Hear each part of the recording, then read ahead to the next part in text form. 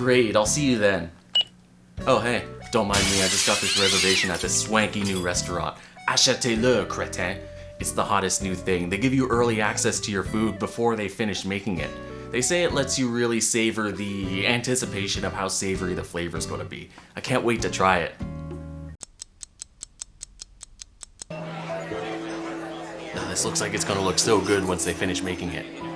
Video games take a ton of time and money to make. You can't exactly just will one into existence. Whether it's one developer working their ass off on a passion project or an entire team of hundreds of people building the next big AAA game, someone has to fund the thing. And with modern games taking upwards of 5, 6, 7 years to make, it could be a while before you see any kind of return on that investment. Regardless of whether you're funding an indie project from your own pocket because you truly believe in it, or you have a publisher bankrolling you while breathing down your neck looking for an ROI, the money issue is going to be rough. But hey, maybe you have a playable prototype already. What if you just slapped a price tag on that and started selling it to fund the rest of the game? Enter early access, one of the few acceptable methods of selling unfinished merchandise. If you've got the skeleton of a game already and you just need that little bit of funding to finish it off, this can be a great option. Not only do you get an influx of cash, but you might even get a bunch of guerrilla beta testers helping you find and squash those last few bugs. One of the first early access successes was this little indie game you've probably never heard of called Minecraft. Yeah, that's right, before Minecraft became the best-selling video game of all time and scored all those huge merch and Jack Black movie deals, it was just a simple game made by a small team in Sweden. The first paid alpha version went on sale in June 2009 and quickly started dominating the market and conversations at your local middle school. Despite still being a very early alpha, word of mouth about Minecraft helped skyrocket its popularity. The rise of YouTube and Let's Plays happening at around the same time also played a huge role. Because of how freeform the gameplay in Minecraft is, YouTubers could milk the shit out of it. What is up, y'all? 420 Pussy Man back at it with episode 213 of my Minecraft Let's Play. I did a little bit of mining off camera, and today we're going to the Nether. Remember to like and subscribe because I post new episodes every 6 minutes and you're not going to want to miss out. Videos of people causing mayhem with their friends, showing off their impressive builds, or just playing the game at their own pace took off. It was a perfect storm that helped Minecraft immediately become a cultural phenomenon, lasting even to this day, and helped prove to the world that indie games had a place at the table with the big dogs. Suddenly, loads of indie studios were adopting the early access model, and with crowdfunding websites starting to catch on around the same time, it became easier than ever for indie game makers to break into the market. Oh yes, crowdfunding, the other leg of the early access pants. I gotta get some better metaphors. Before crowdfunding was mostly used to subsidize the broken healthcare system, it was used to subsidize the broken video game publishing industry. The basic idea of crowdfunding is that you show off the concept and/or a prototype of whatever project you're making, whether it's a game, a movie, or some kind of new invention, and anyone who's interested can send you money so you can make it. It's like investing, except you don't get any kind of return on that investment other than a copy of the game once it's finished. So it's actually less like investing and more like pre-ordering, except you don't get any kind of guarantee that the game's actually going to come out. So it's not so much like pre-ordering and more like swallowing your money and hoping that eventually a game comes out the other end. You don't get nothing for crowdfunding a game though. Typically rewards will be offered to backers based on how much they spend. Early access to the game is one of the most basic perks, but others could range from some neat merch all the way up to getting your name in the credits or your face in the game. You don't have to go the crowdfunding route to go early access, but the two tend to go hand in hand.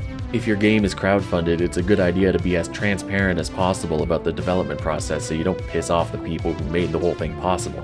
And letting those people actually play the game as you're making it is about as transparent as you can get. Plus it can be fun to play a game and see how it changes through consistent updates, like a live service game if it were honest about not being finished. One of the first big crowdfunding successes was Double Fine's new point-and-click adventure game, Broken Age. Double Fine president Tim Schafer had been approached by documentary crew Two Player Productions about making a documentary about developing a video game start to finish.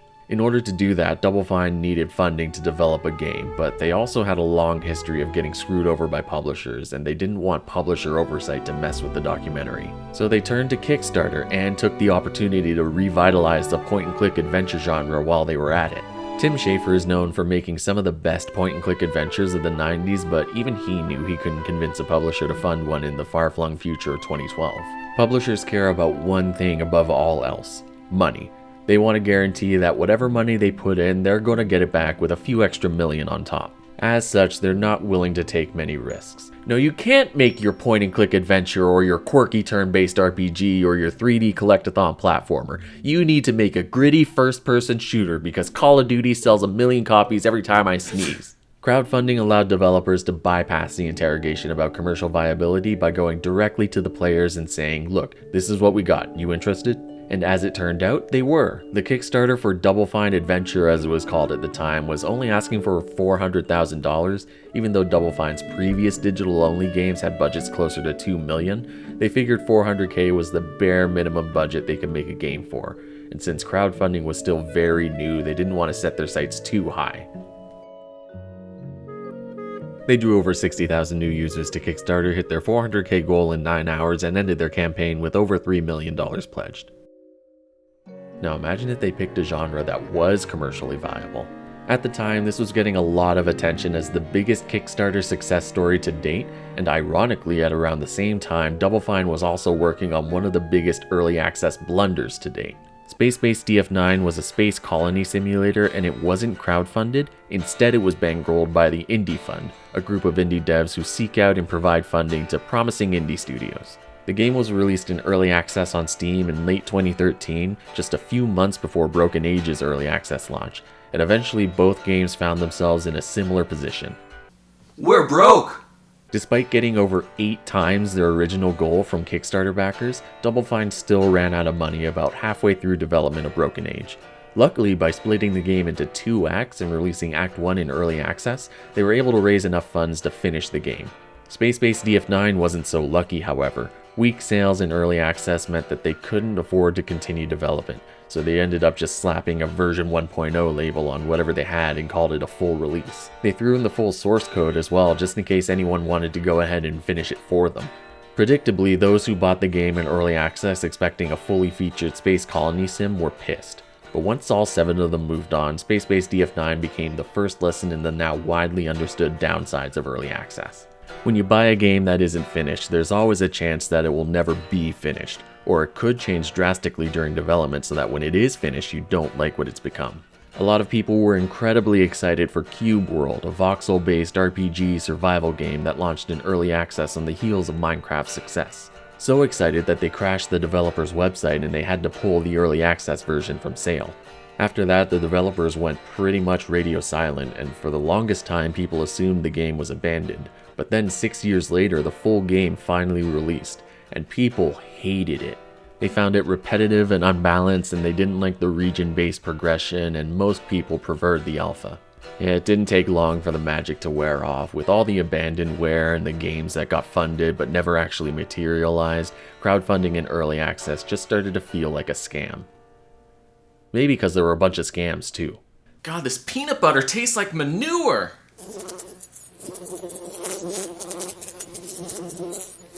Something about the concept of selling something that doesn't exist yet drew scammers to crowdfunding like flies.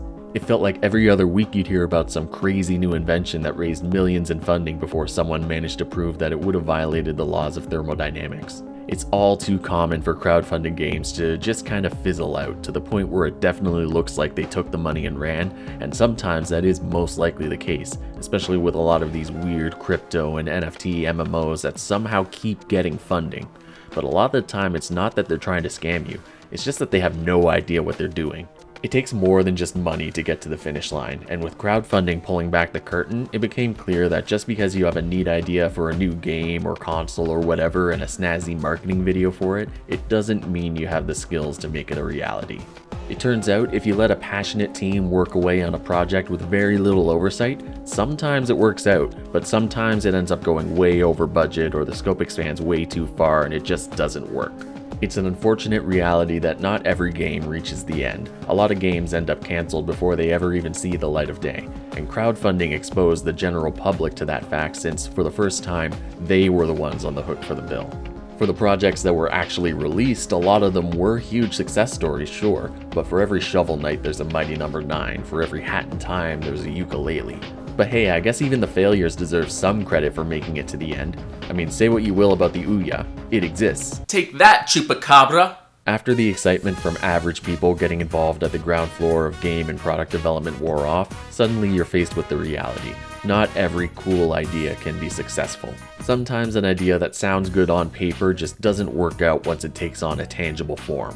Sure, a $100 console that could be easily modded and could double as a dev kit sounds cool in theory, but could it suck the blood out of a goat? All that in mind, I've always said that it's good for gaming as a whole that it's becoming easier for anyone to step up and get into game development, and I still believe that despite all the missteps in the early access and crowdfunding sphere.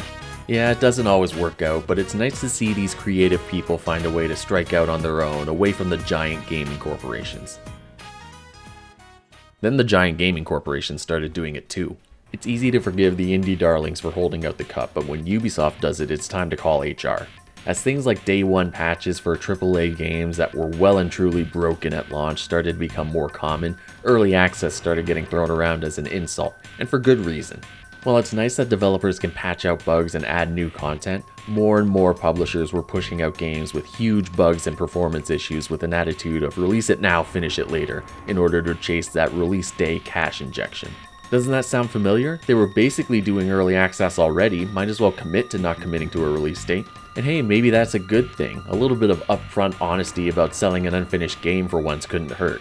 And with the financial backing of AAA publishers, maybe they can manage to avoid the traditional pitfalls of early access like languishing in development hell or completely changing the game before it releases. Hey, for no reason in particular, let's talk about Fortnite. Back when Fortnite came out in early access, it was a cooperative tower defense survival game, but then out of nowhere they added in a battle royale mode that they made as a side project, after PUBG popularized the genre. This immediately became way more popular, leading to the PvE mode getting totally abandoned by both players and the developers. Bad luck for anyone who bought into early access expecting a tower defense game, but who would have been dumb enough to do that? Oh. I knew there was a reason I was wearing this.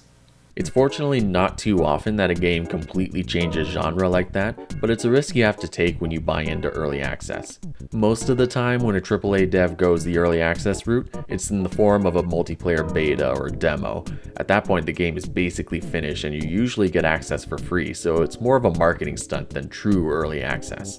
But there was an annoying trend for a while of AAA devs just barely offering early access as a pre-order bonus. Oh yeah, our game comes out November 6th, but if you pre-order it, you get to play it on November 3rd.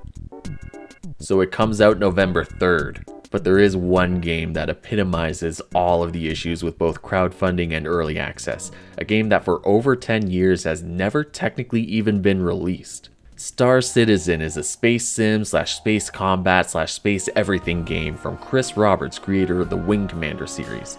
It managed to pull in about $2 million in funding from Kickstarter and another $20 million from its own website. It was announced in 2012 and was supposed to come out in 2014. To see how that went, let's take a look at the That Didn't Happen-o-meter. I think it's broken. 2014 came and went, with Cloud Imperium Games stating that they were going to release the game in modules. The first one coming out in 2015, allowing you to look around a ship but not do anything else with it. Eventually more modules came out, with the game officially entering early access in 2017. And by now there's probably more than enough for Star Citizen to be considered more game than tech demo, with space and on-the-ground combat combined into a persistent multiplayer universe, but Mr. Roberts still doesn't consider it to be finished, which is why he's funding further development by selling in-game ships for anywhere between $20 and $1,000. Because it turns out funding game development is easy. Pay up, fucker. Early access and crowdfunding do have their place in gaming, especially for indie devs who need the financial support. But for the consumers, it's important to know the possible risks before you get into it. Steam is really good about plastering warnings all over anything in early access, and they've started adding more warnings to games that haven't had updates in a while, so you don't end up buying an abandoned game. As for crowdfunding, I guess you'll have to use your own judgment. Consider the proposed scope of the game and the credentials of the people making it before grabbing the credit card. But even then, you could have the creator of Mega Man dropping a mediocre dump like Mighty No. 9, or you could have the creator of SpongeBob SquarePants Lights Camera Pants drop a huge critical success like Shovel Knight. Yeah, I guess just flip a coin or something.